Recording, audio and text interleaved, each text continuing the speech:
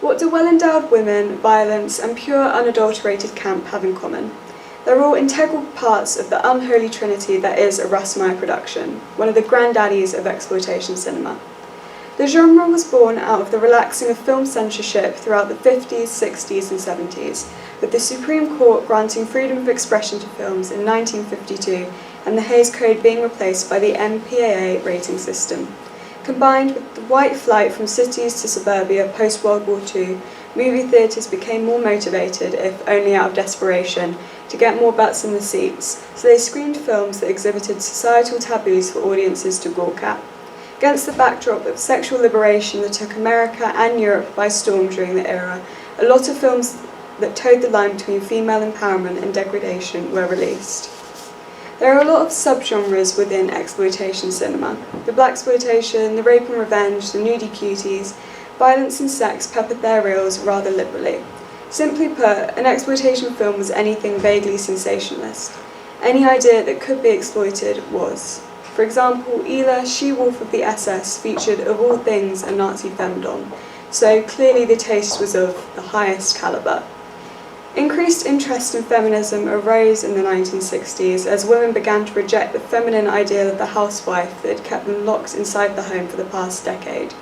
Betty Friedan's The Feminine Mystique acted as a call for Americans, with its urging them to no longer ignore that voice within women that says, I want something more than my husband and my children and my home.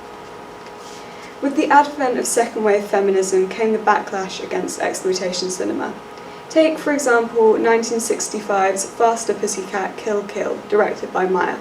Held by the authority on bad taste, John Waters, as the best film ever made, reception from feminists was less than rosy upon its initial release, with Ruby Rich lambasting it for being borderline softcore porn, and it's not hard to see why.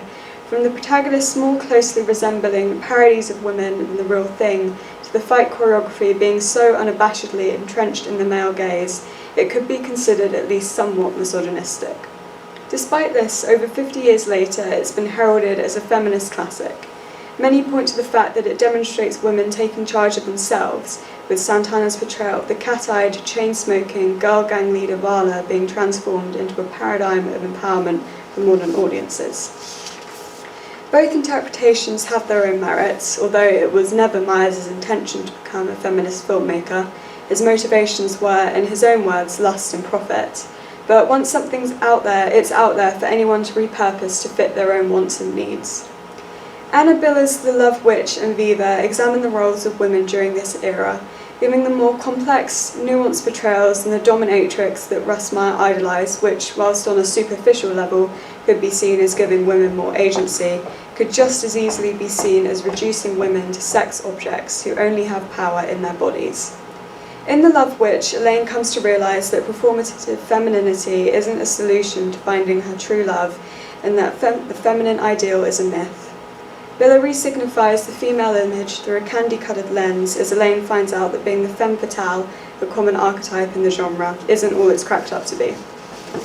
So whether or not you think that women in exploitation movies were given sexual agency for empowerment, or rather to give the impression of empowerment so that the mostly male directors could absolve themselves of guilt, maybe there's a need for female voices to renovate this fun, dumb genre, making it less fetishistic along the way.